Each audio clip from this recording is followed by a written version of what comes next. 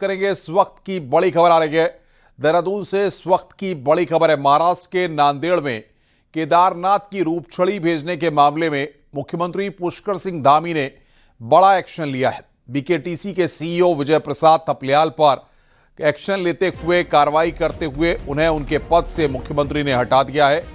दरअसल रूपछड़ी को नांदेड़ के एक कार्यक्रम में भेजने की परमिशन का मामला सामने आया था, जिसकी परमिशन बीकेटीसी के सीईओ की तरफ से दी गई थी। इसको लेकर हकूकधारियों से लेकर पंडा पुरोहित नाराजगी जता चुके थे। सूत्रों के मुताबिक विजय प्रसाद थपलियाल के कार्यकाल के समय की इंटरनल जांच भी हुई, जिसमें हेली सर्विस से किराया न लिए जाने समेत कई प्रकरणों की जांच के बाद इन पर मुख्यमंत्री पुष्कर सिंह धामी ने यहां पर कार्रवाई की है। बड़ी खबर इस वक्त की हम आपको बता रहे हैं। बीकेटीसी के सीईओ पर यहां पर कड़ा एक्शन लिया गया है। पद से हटाए गए हैं विजय प्रसाद थपलियाल। बातचीत करने के लिए देहरादून से हमारी संवाददाता भारती सकलानी हमारे साथ फोन लाइन पर जुड़ रही हैं। भारती, किस वजह से कार्रवाई हुई है और क्या निकलकर सामने आया है? ये अपने आप में बहुत बड़ा मामला था और न्यूज 18 ने इस पूरी खबर को प्रमुखता के साथ उठाया था। धार्मिक परंपराओं से छेड़छाड़ पर लगातार सवाल उठ रहे थे। रूपछड़ी, जिसे सेंगुल भी कहा जाता है, अपने आप में ये कहा जाता है कि रूपछड़ी के दर्शन करना और केदारनाथ के दर्शन करना एक समान माना जाता है। इन्होंने परमिशन दी उस रूपछड़ी को नांदेड़ के कार्यक्रम में ले जाने की, जिसको लेकर हकूकधारी सवाल उठा रहे थे, तीर्थ पुरोहित सवाल उठा रहे थे और इस मुद्दे को न्यूज 18 ने प्रमुखता के साथ उठाया था, जिस पर ये बड़ा एक्शन अब देखने को मिला और ये कार्रवाई यहाँ पर की गई है। विजय प्रसाद थपलियाल को उनके सीईओ के कार्य से यहाँ कार्य मुक्त कर दिया गया है। सरकार ने ये बड़ी कार्रवाई विजय प्रसाद थपलियाल के इनकी जगह क्या किसी और अधिकारी को अभी पोस्ट किया गया और क्या माना जा रहा है? जिस तरीके से इतना महत्वपूर्ण पद था, ऐसे में हेली सर्विस और तमाम अनियमितताओं के भी आरोप इन पर लगे थे। बिल्कुल, अभी देखिए फिलहाल किसी की नियुक्ति यहाँ पर नहीं की गई है, लेकिन अब चारधाम यात्रा करीब है। अब 1 महीने का वक्त मात्र बचा है चारधाम यात्रा को शुरू होने में। उससे पहले सरकार ने बड़ी कार्रवाई की है, क्योंकि इनके कार्यकाल पे जो काम किए गए उसकी भी इंटरनल जांच सरकार की तरफ से करवाई गई। जब ये पूरा मामला उठा, उसके बाद सरकार ने ये बड़ा एक्शन लिया और कई अनियमितताएं मिली है। ये कहा जा रहा है कि जो सूत्रों के हवाले से खबर है कि हेली सर्विसेज के दौरान किराए को लेकर भी गड़बड़ी के मामले सामने आए। कई लोगों से किराया जो है वो नहीं लिया गया। इस तरह की भी बातें निकलकर सामने आई हो और ये एक सबसे बड़ा मुख्य मुद्दा था जो ये एक्शन यहाँ पर लिया गया सरकार की तरफ से कि कैसे रूपछड़ी को नांदेड़ के कार्यक्रम में भेज दिया गया। बिल्कुल भारती, बहुत बहुत शुक्रिया आपका हमारे साथ जुड़ने के लिए और विस्तार से इस बड़ी खबर पर जानकारी देने के लिए।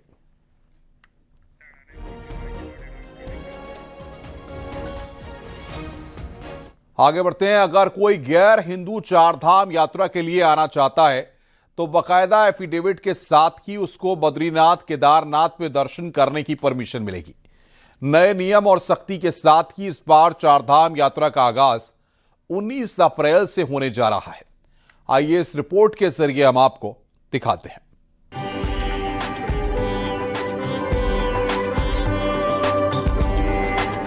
चारधाम यात्रा में 1 महीना बचा है, जिसमें अब तक 6 लाख से ज्यादा रजिस्ट्रेशन हो चुके हैं। इस बार की यात्रा नए नियमों को लेकर सुर्खियों में है। यात्रा को लेकर सरकार जहां अपनी तैयारियों में लगी है, वहीं बद्री केदार मंदिर समिति भी व्यवस्थाओं में जुटी है। मंदिर समिति ने इस बार गैर सनातनियों के प्रवेश को लेकर बड़ा फैसला लिया है। अगर कोई सनातन धर्म में आस्था रखने वाला गैर हिंदू चारधामों में आएगा तो उसे बकायदा एफिडेविट देना होगा। मुद्दा इसलिए भी गर्म हुआ कि फिल्म अभिनेत्री सारा अली खान शूटिंग के अलावा भी केदारनाथ में कई बार दर्शन के लिए आ चुकी हैं, जिसका जिक्र करते हुए बीकेटीसी के अध्यक्ष ने कहा कि अगर वो दर्शन के लिए चारधाम यात्रा आएंगी तो बकायदा एफिडेविट देना होगा। मैंने क्या कहा, जिनकी सनातन धर्म के प्रति आस्था है वो सब सनातनी हैं। सारा अली खान जी का सनातन के प्रति वो कहेंगे मेरी आस्था मेरा भाव है और वो एफिडेविट देंगे, वहां पे तो हम उनको दर्शन कराएंगे। मैं कह रहा हूँ जिनकी सनातन धर्म के प्रति आस्था होगी, जो लिखेगा मैं सनातनी हूँ, मैं हिंदुत्व को मानता हूँ, उन सबका स्वागत है। हाँ बिल्कुल करेंगे, हम मंदिर समिति के पास प्रारूप होगा उसका। इसके साथ ही बीकेटीसी ने चारधाम यात्रियों के लिए कुछ और नए नियम भी लागू किए हैं। इसके साथ ही बद्रीनाथ केदारनाथ में 70 मीटर की परिधि में मोबाइल बैन रहेगा। इसके साथ ही वीआईपी के मोबाइल भी क्लॉक रूम में जमा होंगे। रील, फोटोग्राफी, वीडियोग्राफी पर रोक रहेगी। ऋषिकेश स्थित जो है ट्रांजिट कैंप में मंदिर समिति का शिविर का कार्यालय खुलने जा रहा है, जो 15 अप्रैल तक वो कार्यालय चारधाम का जो ट्रांजिट हाउस है वहां पर चारधाम का श्री बद्री केदार मंदिर समिति का कार्यालय होगा। धामों में जो निर्धारित दूरी पर जो मोबाइल प्रतिबंधित किए जाने पर काफी लंबे समय से मांग थी, उसको भी बोर्ड द्वारा पारित कर दिया गया है। तो सीमित स्थान के बाद में जो है मोबाइल और फोटोग्राफी को जो है कि प्रतिबंधित किया गया है। बीकेटीसी का इस बार 121 करोड़ 7,99,501 से ज्यादा का बजट पास हुआ, जिसमें पूजा व्यवस्था से लेकर मंदिर की व्यवस्थाओं और यात्रा की तैयारियों को भी देखा जाएगा। इसके साथ ही ऋषिकेश स्थित ट्रांजिट कैंप में मंदिर समिति शिविर कार्यालय खुलेगा, तो तीर्थ पुरोहितों के व्यापक हितों के लिए तीर्थ पुरोहित कल्याण कोष की स्थापना भी की जाएगी। न्यूज 18 के लिए देहरादून से भारती सकलानी उनियाल की रिपोर्ट।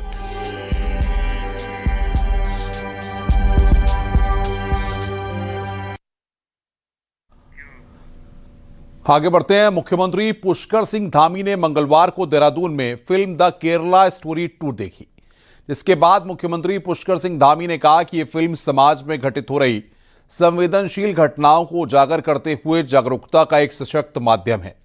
राज्य सरकार महिलाओं की सुरक्षा, सामाजिक समरसता और जनसंख्या संतुलन को लेकर पूरी तरह प्रतिबद्ध है। सीएम धामी ने यूसीसी का जिक्र करते हुए कहा कि इसे लागू कर सरकार ने एक ऐतिहासिक पहल की है, जो समाज में समानता और न्याय सुनिश्चित करने की दिशा में मील का पत्थर साबित होगी। मुख्यमंत्री ने कहा कि सरकार का उद्देश्य किसी विशेष वर्ग के खिलाफ नहीं, बल्कि सभी नागरिकों के अधिकारों की रक्षा करना है।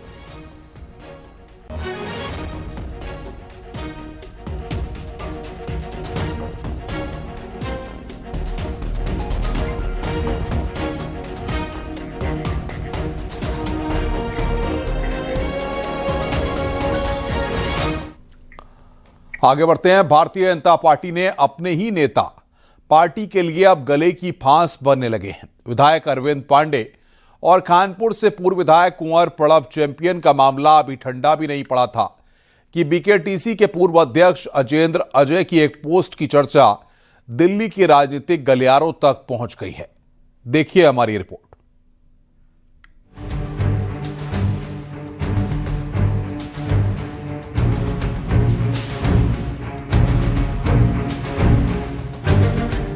विधायक अरविंद पांडे, पूर्व विधायक कुंवर प्रणव चैंपियन, विधायक बिशन सिंह चुफाल, विधायक दुर्गेश्वर लाल और दर्जाधारी अजय कोठियाल। सत्ताधारी दल बीजेपी के ये कुछ ऐसे नेता हैं जिनकी वजह से पार्टी कुछ महीनों से सुर्खियों में है। कभी पार्टी से नाराजगी तो कभी अपने ही विधायकों के खिलाफ बगावत के सुर। हालिया प्रकरणों में पार्टी के इन नेताओं ने संगठन की खूब किरकिरी करवाई। अब हालिया मामला बीकेटीसी के पूर्व अध्यक्ष अजेंद्र अजय का भी रहा, जिन्होंने अपने पोस्ट के जरिए खुद की उपेक्षा के साथ साथ राजनीतिक संन्यास तक का जिक्र किया। हालांकि प्रदेश अध्यक्ष महेंद्र भट्ट ने उनसे फोन पर भी बात की, लेकिन उस बात को भी उन्होंने सोशल मीडिया पर कटाक्ष के जरिए जाहिर किया। हालांकि पार्टी नेताओं का कहना है कि कभी कभी मतभेद होते हैं। दुखद विषय है उनका, जैसे मान लीजिए अजेंद्र अजय जी का जो मामला चल रहा है, क्या कारण रहे होंगे, हम लोग भी बातचीत करेंगे उनसे कि ऐसा क्या हो गया। उनको भारतीय जनता पार्टी ने सर्वोच्च पद पर बद्रीनाथ केदारनाथ ट्राइबल कमेटी का उनको अध्यक्ष बनाया है और उन्होंने अपने दायित्व को भी निभाया है। किंतु क्या ऐसे कारण रहे होंगे कि नाराजगी चल रही है, वो माननीय अध्यक्ष जी और माननीय संगठन महामंत्री और हमारे वरिष्ठतम लीडर्स से बातचीत करेंगे और उसके जरिए हम सुलझा देंगे। वहीं कांग्रेस को लगता है कि बीजेपी में सब कुछ ठीक नहीं है। भले ही अनुशासन की बात बीजेपी करती है, लेकिन इन प्रकरण से जाहिर है कि किस कदर अंदरूनी कलह चल रही है और चुनाव करीब आते आते ये बगावत की तरह दिखाई पड़ेगी। तो असंतोष भारी है और उस असंतोष के कारण जब भी वो अपनी आवाज उठाने की कोशिश करते हैं तो अनुशासनहीनता का नाम दे दिया जाता है। अब ताजे प्रकरण में बीकेटीसी के पूर्व अध्यक्ष अजेंद्र अजय का जो बयान आया है, उन्होंने कोई पार्टी विरोधी बात नहीं कही, लेकिन उन्होंने वर्तमान हालात जो हैं इस प्रदेश के, उससे उनका जो मन उगता गया है, वो संन्यास की बात कर रहे हैं। कहीं ना कहीं उसके पीछे भी असंतोष है। बीजेपी के नेताओं का ये रवैया अब किस ओर जाएगा, ये आने वाले दिनों में साफ होगा। लेकिन इतना जरूर है कि इस तरह की बयानबाजी पार्टी के लिए अच्छे संकेत नहीं। न्यूज़ 18 के लिए देहरादून से भारती सकलानी उनियाल की रिपोर्ट।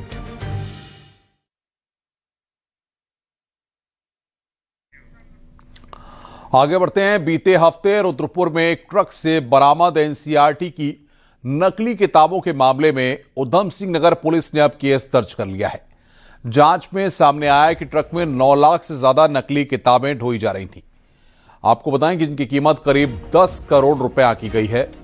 गौरतलब है कि सीबीएसई और उत्तराखंड बोर्ड से जुड़े स्कूलों में एनसीईआरटी की किताबें पढ़ाई जाती हैं। ये किताबें एनसीईआरटी ही छापती है, लेकिन गुमनाम पब्लिशर लोकल प्रिंटिंग करवाकर बड़ा मुनाफा कमा लेते हैं और एनसीईआरटी को बड़े स्तर पर चूना लगता है।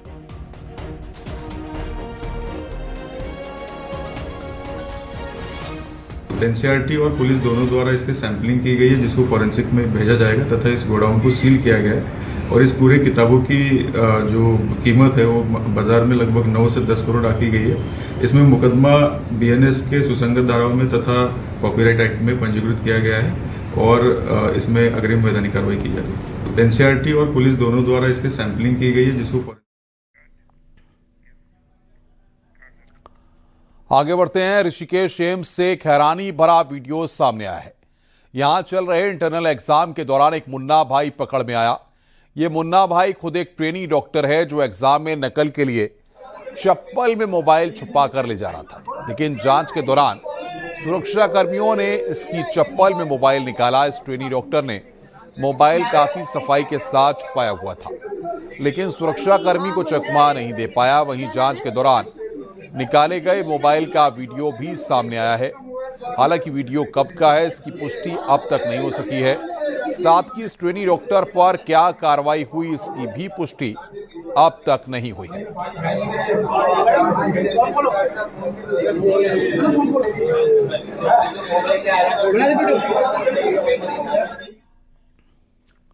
आगे बढ़ते हैं। भ्रष्टाचार पर पुष्कर धामी सरकार की जीरो टॉलरेंस की कार्रवाई लगातार देखने को मिल रही है।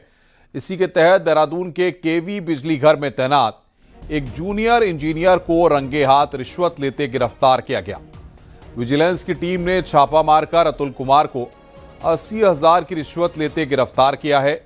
नए बिजली कनेक्शन लोड बढ़ाने के नाम पर यह घूस मांगी गई थी।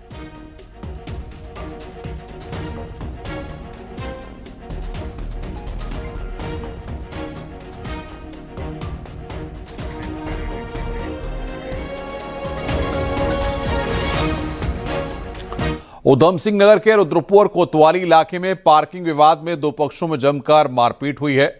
दरअसल रोडवेज के पास गाड़ी खड़ी करने को लेकर शुरू हुआ झगड़ा देखते ही देखते मारपीट में तब्दील हो गया। हैरानी की बात यह रही कि मारपीट की सूचना पर पहुंची पुलिस की मौजूदगी में दोनों पक्षों के लोग एक दूसरे पर हमलावर होते दिखाई दिए। फिलहाल पुलिस ने पूरे मामले की जांच पड़ताल शुरू कर दी है और आगे की कार्रवाई की जा रही है।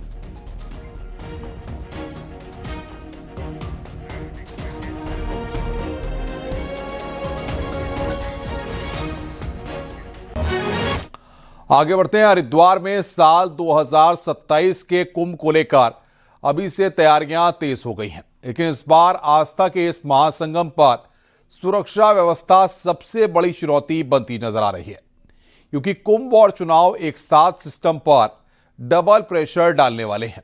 आइए आपको दिखाते हैं ये रिपोर्ट।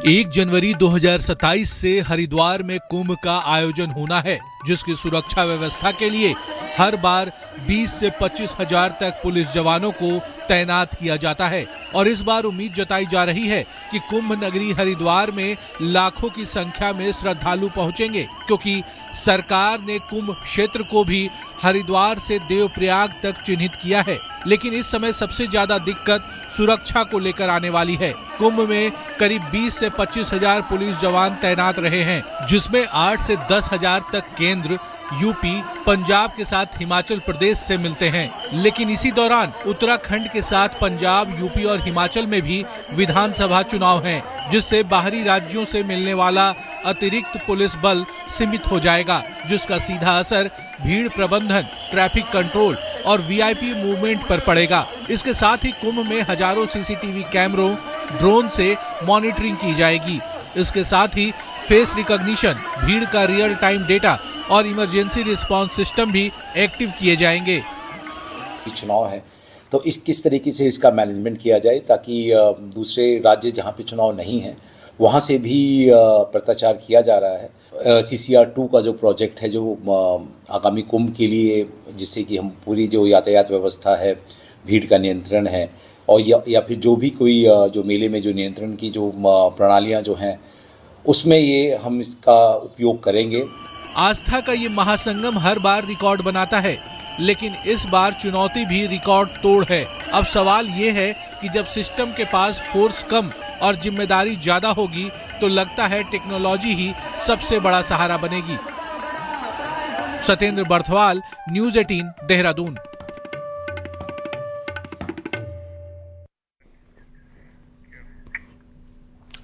आगे बढ़ते हैं। देहरादून से बड़ी खबर है। देहरादून आरटीओ ने आदेश जारी किए हैं कि वाहनों के LPG संचालन पर रोक लगा दी गई है। अब सभी गाड़ियां पेट्रोल से ही चलानी होंगी। वाहनों के लिए LPG नहीं दी जाएगी। बड़ी खबर यहां पर हम आपको बता रहे हैं, LPG से अब गाड़ियां नहीं चलेंगी।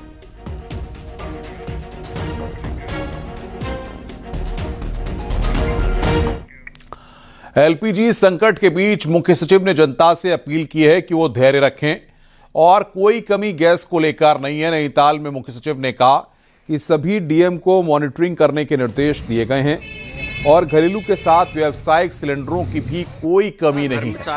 साथ ही होटल, रेस्टोरेंट, ढाबा समेत रिजॉर्ट में भी व्यावसायिक सिलेंडर देने का निर्णय लिया गया है और जल्द ही समस्या दूर हो जाएगी।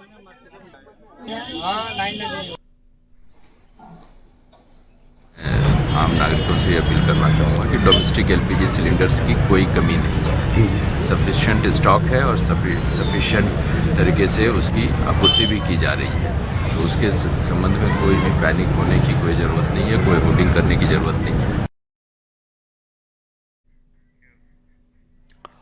आगे बढ़ते हैं। आज़ादी के बाद भले ही भारत में सड़कों का जाल बिछ गया हो, लेकिन पिथौरागढ़ में आज भी एक गांव ऐसा है जहां तक पहुंचने के लिए 18 किलोमीटर का कठिन पैदल सफर तय करना पड़ता है। यहां के ग्रामीण दशकों से रोड की फरियाद लगा रहे हैं, लेकिन इनकी सुनने वाला लगता है कोई मौजूद नहीं है। देखिए हमारी ये रिपोर्ट।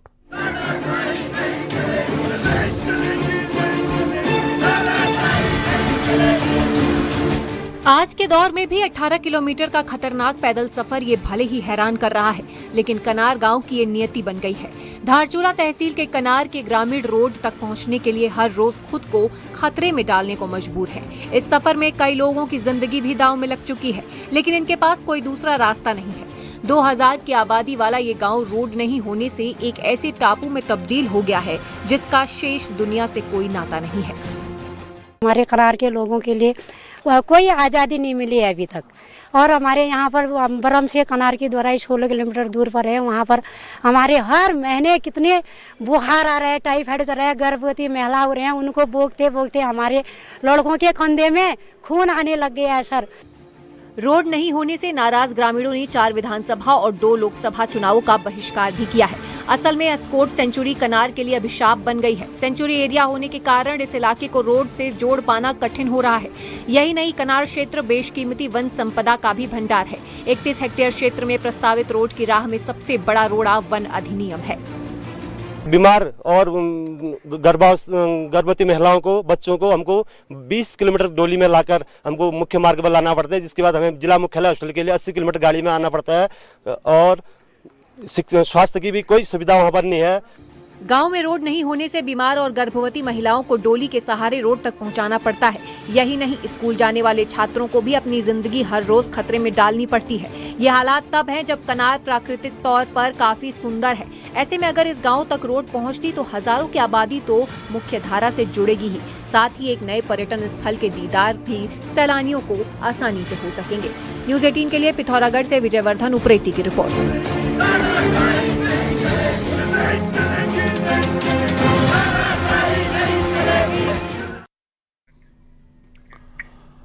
उत्तरकाशी में मंगलवार को पारंपरिक वारुणी यात्रा श्रद्धा और उल्लास के साथ निकाली गई, जिसमें बड़ी संख्या में श्रद्धालुओं ने भाग लिया और गंगा तट पर पहुंचकर विधि विधान से पूजा अर्चना की। वारुणी पर्व पर सुबह से ही श्रद्धालु गंगा घाटों पर उमड़ पड़े। लोगों ने पवित्र गंगा में स्नान कर सुख समृद्धि और परिवार की खुशहाली की कामना की। यात्रा के दौरान भजन कीर्तन और धार्मिक अनुष्ठानों से पूरा माहौल भक्ति में बना रहा। मान्यता है कि करीब 18 किलोमीटर लंबी ये यात्रा पूरे वर्णावत पर्वत की परिक्रमा करती है, जहां 33 कोटि देवी देवताओं का वास माना जाता है।